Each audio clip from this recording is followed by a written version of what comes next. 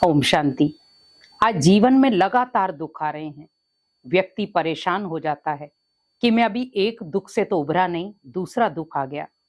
कई बार जीवन में बार बार बीमारियों का शिकार होना, एक बीमारी हटी नहीं, दूसरी आ गई।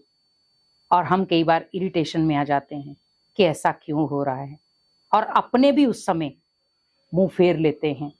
क्योंकि जब आप बीमार होते हैं, परेशानी में होते हैं, तब आपको पता चलता है कि आपका अपना कौन है। क्योंकि वो ऐसी दर्दनाक घड़ी होती है जहां पर बहुत सारे लोगों के चेहरे सामने आते हैं। क्योंकि हमें परख शक्ति होनी चाहिए, कौन मेरा है कौन नहीं। आज आप देखें, दुनिया में बहुत सारे ऐसे लोग हैं जो सिर्फ स्वार्थ की वजह से आपके साथ टिके हुए हैं, और हम उनको कह रहे हैं ये मेरे हैं। लेकिन आप सोचिए, उन 100 में से कभी भी आपको कोई प्रॉब्लम हो, कितने आपके साथ खड़े होंगे? कोई नहीं। वो सिर्फ आपका हाल चाल लेंगे और चले जाएंगे, आपको सलाह देंगे, चले जाएंगे, आपको मत देंगे, चले जाएंगे, आपको राय देंगे, चले जाएंगे, लेकिन खड़ा कोई नहीं होगा। कहते हैं ना, अगर आपको रिश्तों को परखना है तो आप दुख की घड़ी में उनके पास जाओ, आप आराम से उन्हें परख सकते हो। आप दर्द में या तकलीफ में उनके आगे हाथ बढ़ाओ, वो कभी साथ नहीं देंगे। तो हमें सिर्फ अंदर से ये होप होनी चाहिए कि अगर कोई साथ नहीं दे रहा, लेकिन मेरे पास एक ऐसी शक्ति है जो मेरा हर पल साथ देगी, और वो है भगवान।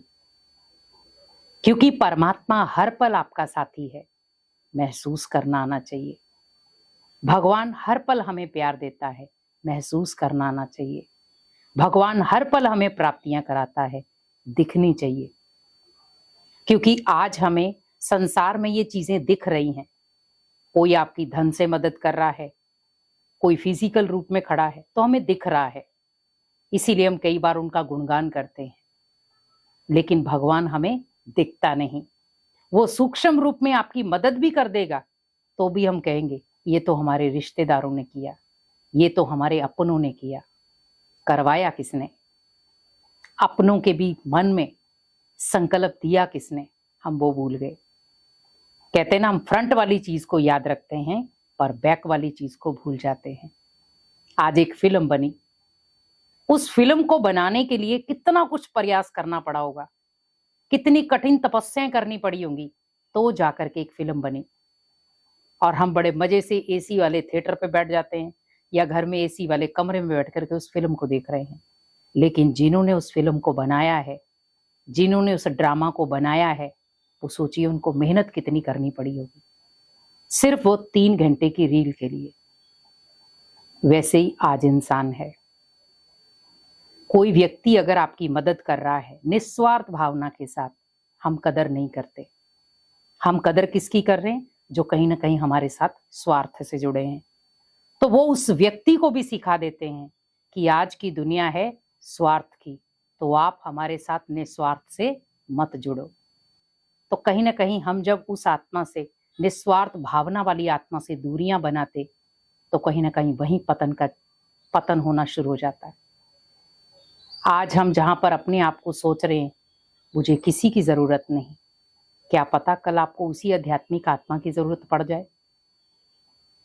क्योंकि आज लोग आध्यात्मिक लोगों से दूर रहना चाहते हैं कि हमें उनका संग ना लग जाए। लेकिन उस दुख की घड़ी में आपको वही व्यक्ति काम आएंगे। भगवान हमेशा कहता है कि बच्चे, जीवन में ऐसी ऐसी कठिन परिस्थितियां आएंगी जहां पर आपको देखना पड़ेगा, समझना पड़ेगा अपना कौन है और पराया कौन। क्योंकि आज लोग अपना उन्हें मान रहे हैं जिनका कोई वजूद नहीं, जो अपने हैं पर समय पर काम नहीं आएंगे, और उन्हीं के पीछे आज लोग भाग रहे हैं। लेकिन अगर हम भगवान को ही अपना मान लें, हम सिर्फ गायन कर रहे हैं, तुम ही हो माता पिता, तुम ही हो बंधु सखा, तुम ही हो। भगवान कहते, बच्चे मैंने तो तुझे कब से अपना बच्चा मान लिया, लेकिन तू ही मुझे माता पिता नहीं मान पा रहा। क्यों? क्योंकि तेरे सामने बहुत सारे लोग हैं, लेकिन मेरे सामने सिर्फ तू। तो क्या मैं परमात्मा को नजरअंदाज तो नहीं कर रहा? क्या मैं परमात्मा की शक्तियों को या परमात्मा की आस्था को ठेस तो नहीं पहुंचा रहा? कोशिश करो कि मुझे अनेक आत्माओं की मदद करनी है, अनेक आत्माओं का साथी बनना है, क्योंकि भगवान भी कहते बच्चे मैं भी उसी की मदद करता हूं जो मेरे बच्चों की मदद करता है या मेरे कार्य में सहयोगी है। तो क्यों ना हम ऐसे कर्म करें जो श्रेष्ठ और सकारात्मक हो। व्यक्ति भले कितना कुछ भी कमा ले, लेकिन भगवान के खजाने जैसा कुछ नहीं कमा सकता। तो हमें वो खजाने कमाने हैं। तो वो खजाने हम कब कमाएंगे? क्योंकि जीवन में अगर लगातार दुख आ रहे, परेशानी आ रही है, तो सोच ले भगवान आपको इंडिकेशन दे रहा है, बच्चे मेरे से जुड़ जाओ। दुख में सिमरण सब करे, लेकिन हमें सुख में भी उसे नहीं भूलना है। सुख में भी याद करो, क्योंकि सबसे बड़ी गलती क्या करते हैं हम? सुख में उसे भूल जाते हैं। इसीलिए बार बार कंटिन्यू आपके जीवन में दुख आते रहते हैं। तो अगर दुखों से बचना है और अगर लगातार आपके जीवन में दुख आ रहे हैं, तो संकेत भगवान दे रहा है आपको कि बच्चे सुख में भी मुझे याद कर, तो तेरे जीवन में दुख आएंगे पर वो बादल की तरह छट जाएंगे। तो अगर आप भी चाहते हैं कि लगातार जो दुख आ रहे हैं उनसे निकलें, तो सुख में भी भगवान का धन्यवाद करें, उसे याद करें। जैसे दुख में याद करते वैसे सुख में करें, तो आपके जीवन में भी जो लगातार दुख आ रहे हैं वो खत्म हो जाएंगे और भगवान हमेशा आपका मददगार बन जाएगा। ओम शांति।